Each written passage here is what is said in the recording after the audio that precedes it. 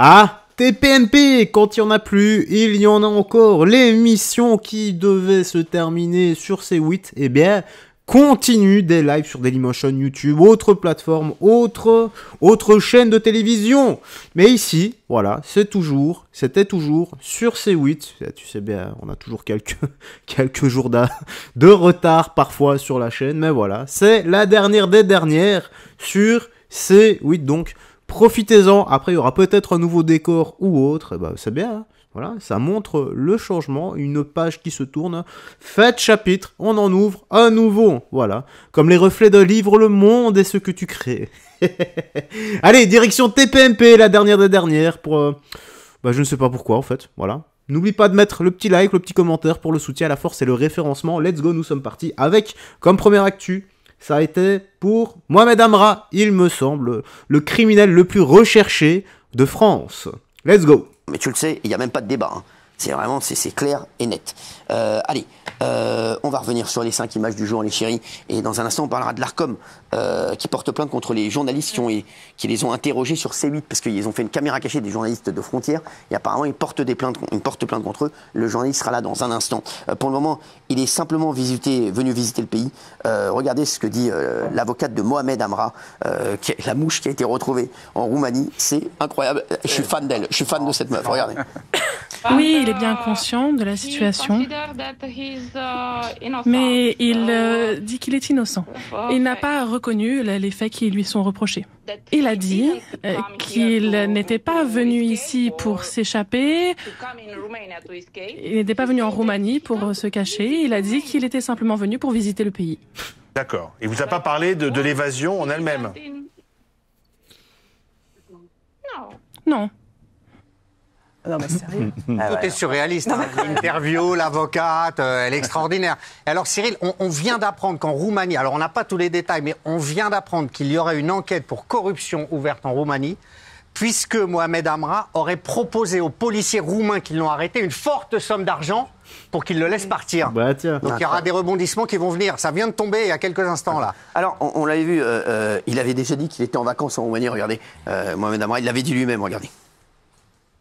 Qu'est-ce que tu fais en Roumanie? D'accord. Vacances? Oui, de Roumanie. Mohamed Amra ne semble pas perturbé par son entrevue avec une juge roumaine. Une attitude qui tranche avec l'important dispositif déployé autour du français. Incroyable. Hein. Oui, mais enfin, c'est quand même honteux, hein, ce comportement, il est scandaleux. Il y a quand même eu des morts, c'est honteux. Alors ça, je déteste ce monsieur. Non, mais tout le monde le sait, tout le monde le dit. Voilà. Après, c'est vrai que voilà, on a montré cet extrait parce que voilà, c'est bon, bien, on le sait, Bernard. Allez, pour François Bayrou, la question de l'immigration prend aujourd'hui un tour inquiétant. Je mets quand même pause 2 secondes. Hein. C'est vraiment lunaire ce qui s'est passé, la défense, l'avocate, le comportement. En fait, il n'y a rien qui va. Le mec, il est accueilli... Enfin non, il n'est pas accueilli, mais le mec, il est tout sourire pendant son arrestation. Certainement parce qu'il sait qu'il va continuer à être jugé et faire de la prison en France. Voilà, là où il pourra continuer tranquillement ses méfaits, ses petits crimes via son téléphone portable, comme je l'avais déjà évoqué dans les petites news et actus. C'est juste incroyable. Quand est-ce que la justice sera beaucoup plus sévère? Il faudrait que la justice doit être plus sévère avec ce genre de criminels et non pas avec les personnes qui oublient de payer certains impôts. Si tu vois ce que je veux dire.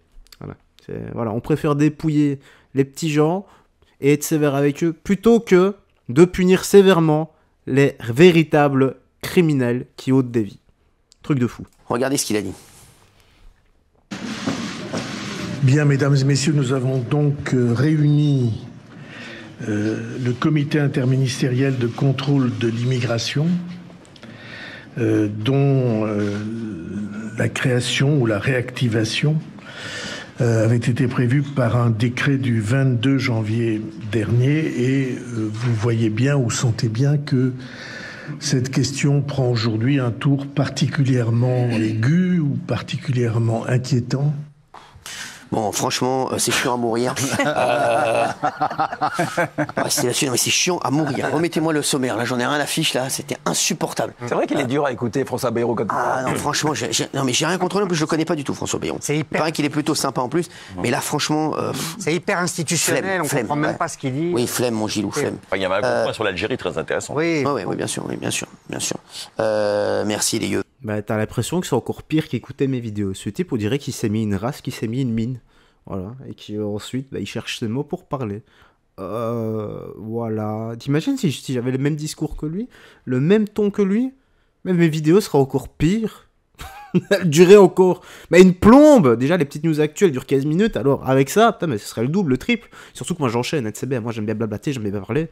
D'ailleurs, je vais m'arrêter parce que sinon, je vais encore me faire insulter dans l'espace commentaire. Pas dans la première chaîne, dans la seconde. Ah là, les gars, mais je me fais fumer, moi, sur la deuxième chaîne. Hein. D'ailleurs, je vais y aller. Il y a des images qui font beaucoup de bruit. Les journalistes de Frontières ont pu rentrer dans le siège de l'Arcom et s'entretenir avec les salariés et le patron au sujet de C8. Donc le patron de l'Arcom. On va tout vous montrer, mais apparemment, l'Arcom a décidé de porter plainte contre eux. Jordan Florentin est avec nous. Merci Jordan d'être là.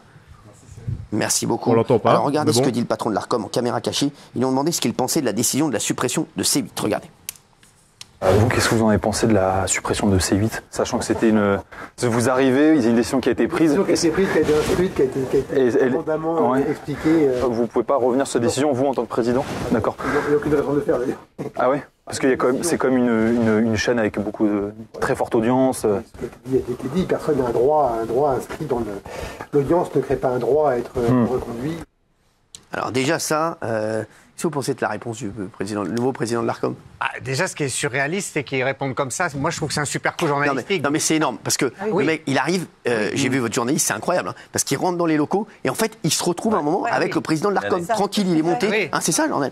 C'est ça, en fait, il est arrivé, il y avait un agent qui a ouvert les portes, il n'y avait aucune sécurité, il a pu monter comme ça, faire son coup journalistique. Effectivement, moi, je trouve qu'il faut vraiment féliciter Baudouin, qui, moi, est un des premiers modèles en journalisme sur la matière, parce que vraiment, et puis il faut garder son sang-froid, il faut garder son courage, comme ça, vous vous retrouvez devant le président de l'Arcom, avec toute la polémique qu'il y a en ce moment, de réussir à poser vos questions avec ce courage, avec ce sang-froid, des questions qui d'ailleurs n'ont pas plu au président. Il hausse ses épaules quand on lui parle de démocratie de l'audience, il soupire quand on lui dit que cette décision, elle a déplu à des millions de Français. Donc effectivement, il faut souligner le courage de Baudouin. Mais là l'Arcom, en ce moment, c'est catastrophique. Hein. Personne ne connaissait l'Arcom, et maintenant l'Arcom, c'est vraiment devenu l'ennemi public numéro 1. Tout le monde veut supprimer l'Arcom. Je pense que là, s'il y a un sondage sur l'ensemble des Français, est-ce qu'ils veulent supprimer l'Arcom? Je pense que c'est 90% des gens. C'est incroyable. Mais ça coûte très très cher en plus, et on ne sait pas comment ils jugent en fait, parce qu'en fait ils jugent plus durement que la justice. Puisque pour le même délit ou la même sortie de route, en fait, il y a 3,5 millions et 4 000 euros. Donc en fait, la justice aujourd'hui paraît extrêmement douce par rapport à l'Arcom, qui a quand même des décisions un peu... Il faut rappeler que le budget de l'Arcom, c'est quand même 46 millions d'euros. 51. C'est encore pire. C'est encore pire. Et derrière, c'est de l'argent public. 51 millions d'euros.